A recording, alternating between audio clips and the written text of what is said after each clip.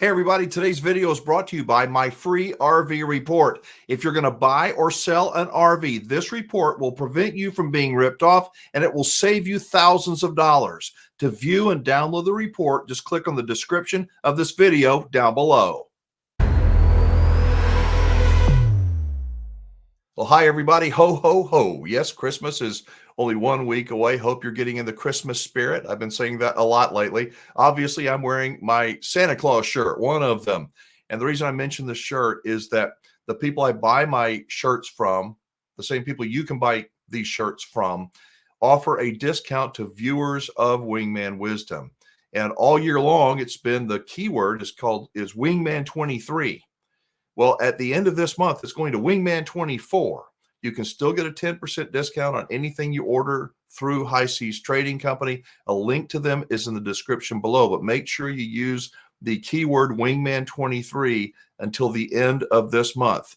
I don't get paid a commission. I love these shirts. They're made here in the U.S., one of the very few clothing manufacturers that is left in our country. But check them out and make sure you use the right discount keyword Wingman 23. All right. The purpose of Wingman Wisdom and this channel is not to tell you what to think. It's just to bring things up, kind of to do a thought experiment. And I was reading something recently about the real estate market and what the forecast is for the market. The reason I'm mentioning that is I get emails from time to time saying, hey, Wingman, I'm ready to buy an RV, but is now a good time? Should I buy one now at the discounted price?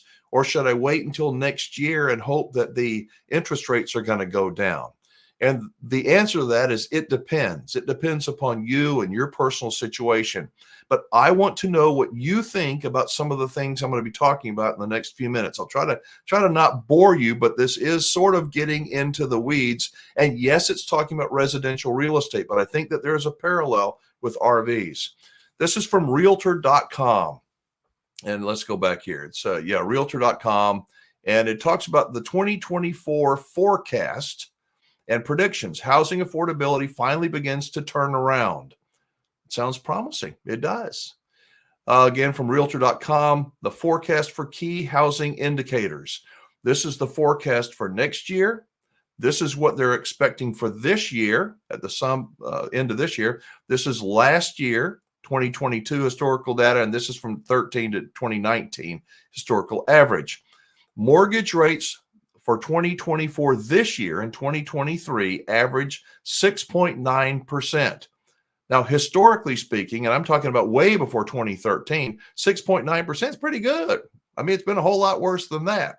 But over the last few years, it has not. If you look over here in the right-hand column, the historical average since 2013 is 4.0%.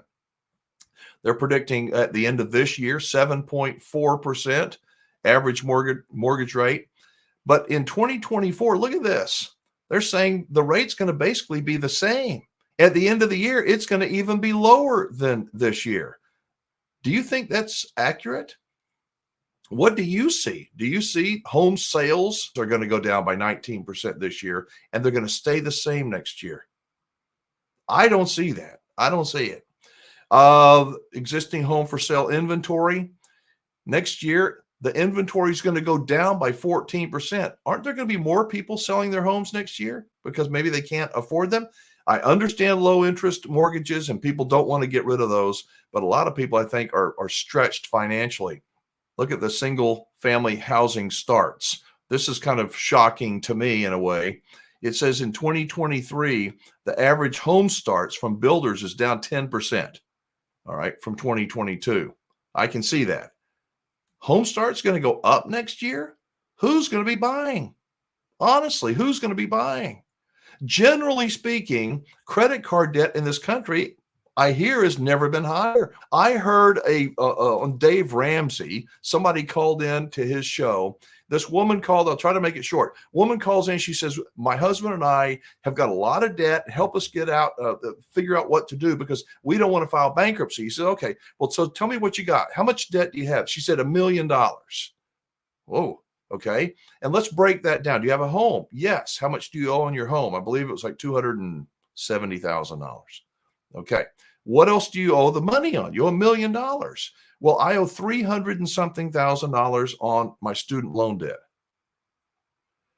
My husband owes 40,000 on a student loan debt. My husband's got more than $150,000 in credit card debt. I'm like, oh my God, oh my. And you could just see Ramsey's eyes are like, you got to be, wow, okay. And he's trying to stay calm. And he says, are both of you on the same page? You need to cut back. And she said, yes, we both realize that we're in trouble. He says, well, if you don't mind me asking, how old are you, ma'am? 29. 29 years old. And she's $1 million in debt. He said, you are going to learn to live on $30,000 a year. The only time you're going to see the inside of a restaurant is if you work there for the next 3 or 4 years. And I see many people that are spending money like it's going out of style. And I just don't get these mortgage rates being as low. I don't think that the sales are going to be as good. Let's cruise on down here to, it says house prices expected to dip by 1.7% in 2024. That sounds great to me. Do you think they're going to drop more than 1.7%? Let me know. Drop a comment below. But check this out. This is going somewhere. Home sales barely budge above 2023's likely record low. After soaring during the pandemic, existing home sales were weighed down in the latter half of 2022 as mortgage rates took off, climbing from just over 3% at the start of the year to a peak of more than 7% in the fourth quarter. The reprieve in mortgage rates in early 2023, when they dipped to around 6%, brought some life to home sales, but the renewed climb of mortgage rates has again exerted significant pressure on home sales, that exacerbated by the fact that a greater than usual number of households bought homes over the past few years. And despite the stories of pandemic purchase regret, for the most part, these homeowners continue to be happy in their homes. What is a pandemic purchase regret? Well, let's check that out. All right. Regrets. And the reason I'm telling you this is many people are like, people regret buying an RV, and hey, it's not just RVs, it's anything that's a big purchase. Look at this. Regrets. 4 recent home buyers confessed their buyer's remorse. A shocking 72% of home buyers who purchased in 2021 and 2022 are reeling with regret over their home purchase, according to a study from Cleaver Real Estate. The most common factors that contributed to the remorse: spending too much money and rushing into buying. A number of buyers purchased a house sight unseen during the COVID-19 pandemic. For most of 2021, mortgage rates were at an all-time low. Buyer competition was high, and many buyers found themselves writing an offer often over the asking price for a house that was smaller or older than they'd originally hoped to buy. What does that sound like? The RV industry, right? People wanted to buy an RV. They wanted to socially distance. Everybody's doing it. What could be better than having an RV? And so they bought an RV, and the prices went up and up and up, and people were paying more than MSRP, which is stupid. But they didn't know any better. They didn't even think about it. We can afford it. We got to do it. It says now, amid the drama of a cooling market and a surge in interest rates, some home buyers are watching their recent purchases drop in value, which is bad enough. But that stress is compounded as the reality of home ownership settles in and the price of upkeep and repairs skyrockets due to inflation and rising prices for both materials and labor. That is people are waking up. This is the hangover period for people that bought in 2020, late 2020, 21, and early 2022. Many of these buyers, whether it's buying a home, an RV, or a vehicle, are going, what have we got ourselves into?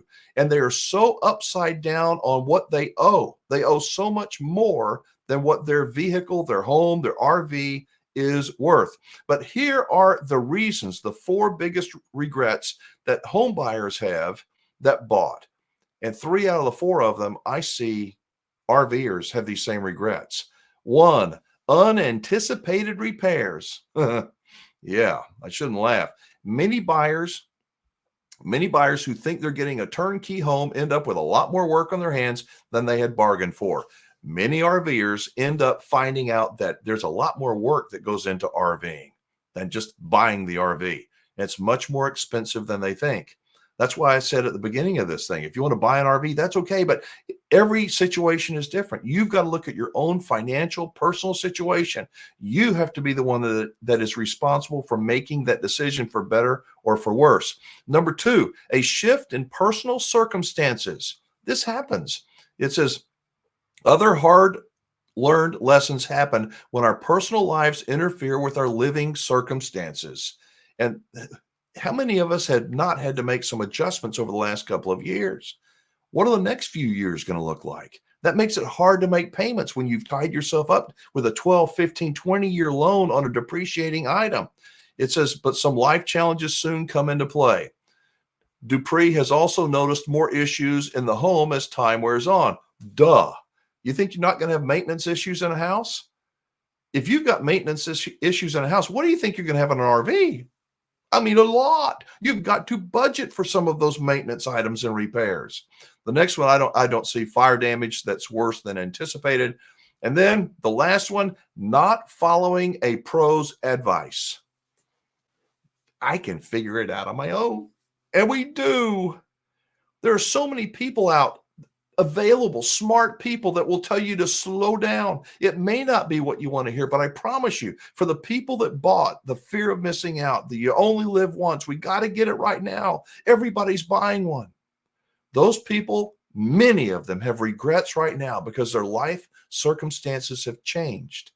They can't afford to make the payments. And if they can't afford to make the payments, many of them can't afford to use their RV. They can't afford to go anywhere. Everything has gone up in price. The cost, it keeps going and going. So it goes back to, is now a good time to buy? I don't know. Again, it depends on your situation. I want to know what you see in the future for 2024. Many people think that the price of RVs is going to literally drop 50%. I don't get it. I don't. 50% from where? Where it was at the height of the pandemic? Well, we're probably at 40% now, 45%. I don't think we're going to drop a whole lot more, but that's just me. The real estate market, many of the homes that have sold over the last couple of years were purchased by these big brokerages, Redfin, and these companies that buy these big blocks of homes in neighborhoods and then rent them out to people. What did that do to the price? It chased the price up. And now homes, at least in my neighborhood, they're sitting. They're sitting. Some of them are just, well, we didn't sell. We're just going to pull it off the market and wait and see what happens. Here around this virtual campfire, I'm not some, that's pretty clear, not some polished speaker. But I do try and bring up some things that I think are important, some things that you need to think about that might be helpful to others. Am I seeing this wrong? Do you think that the interest rates are going to drop and we're going to crank it back up again? I'd like to hear. I hope we don't get another pandemic and we don't have another, some kind of a attack, if you will, because that could change everything. But I see long struggles ahead. A bright spot is that many people are selling their homes that have sold their homes and they're sitting on cash. They're getting great deals on RVs right now. So I see them still buying. The RV industry is going to be smaller. They're not going to make as many sales as they have in the last couple of years. In fact, another way of looking at it is because of interest rates and because of the demand, 2 years worth of purchasing was done in 1 year. And now it's all catching up. Yeah, things have slowed down. They have. But the people with cash are making some super deals. They really are. And that is going to help the campgrounds. But I see the weekend warrior, the people that are having a tough time struggling to make payments, they're not going to be going to the big expensive Yogi Bears at $150 a night campgrounds as much. And so there's going to be more full-time RVers that are cashing out of their homes, their sticks and bricks home, I think, living in an RV, which is going to be good for business for campgrounds. But I also see the campgrounds having to make adjustments for those full-time RVers. Does that make any sense? I hope it does. If nothing else, this was just a thought experiment. Like many of my videos, it gives you things to think about or not. Be responsible for whatever you decide, good or bad. Thank you so much. If you would give this video a thumbs up, I do appreciate each and every one of you. I read all your comments. I welcome your phone calls. My voicemail number, as well as my email address is in the description of this video below. So again, thanks so much. I'm Alan Warren, the RV Wingman. Be safe, have fun, play nice, and don't leave your good manners at home. I'll see you in the next video.